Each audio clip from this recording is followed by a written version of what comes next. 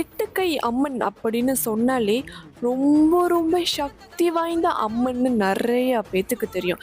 இப்போ நீங்கள் பார்க்குற இந்த வேரோட பேர் கொல்லிமலை எட்டுக்கை அம்மன் பேய் மிரட்டி வேர்ன்னு சொல்லுவாங்க. இதை பற்றி தெரியணும்னா தயவு செஞ்சு இந்த வீடியோ எண்டு வரைக்கும் கேளுங்க. நிறைய விஷயத்த நம்ம தெரிஞ்சுக்கலாம். நம்ம சித்தர்கள் கண்டுபிடிக்காத மூலிகையே இல்லை அல்லவா?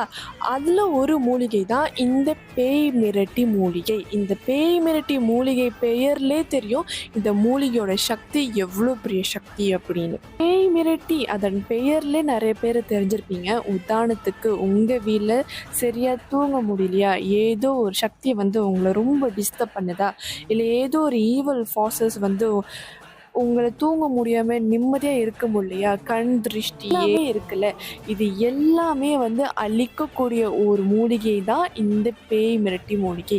இந்த மூலிகையை வந்து நீங்கள் தலைக்காணி கீழே வச்சு படுத்திங்கன்னா அம்மன் உங்களுக்கு ப்ரொட்டெக்ஷனாக இருப்பாங்க அப்படின்னு சித்தர் வழிபாடில் எழுதி வச்சுருக்காங்க. கொல்லிமலை இந்தியாவிலேருந்து முறைப்படி காப்பு கட்டி நம்ம ஆதர் கிராஃப்டில் இப்போ இது அவைலபிளாக இருக்குங்க. ரொம்ப ரொம்ப கம்மியான ஸ்டாக்கில் தான் கிடச்சிருக்கு. நிறைய பேர் சொல்லலாம் பிஸ்னஸ்க்காக பண்ணுறீங்க அப்படின்னு. இல்லை, இது நிஜமாகவே சித்தர் வழிபாடில் இருக்கிற ஒரு மூலிகை தான் இந்த பேய் மிரட்டி மூலிகை.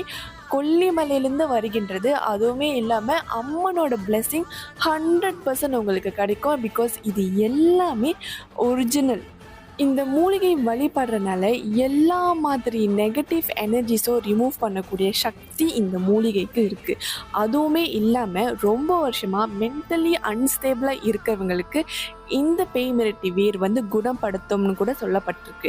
உங்கள் வீட்டில் பெண்கள் குழந்தைகள் எப்போவுமே தனியாகவே இருக்காங்கன்னா சாமி படத்தில் வச்சு இவங்களை கும்பிடுங்க. அம்மனே வந்து உங்களுக்கு ப்ரொடெக்ஷனாக இருப்பாங்க அப்படின்னு நம்பப்படுது. நம்ம ஆதர் கிராஃப்டில் இது லிமிட்டட் ஸ்டாக்கில் இருக்குது. வேண்டியவங்க தாராளமாக புலனம் பண்ணலாம். புலனம் நம்பர்ஸ் எல்லாமே பயோவில் இருக்குது. நன்றி.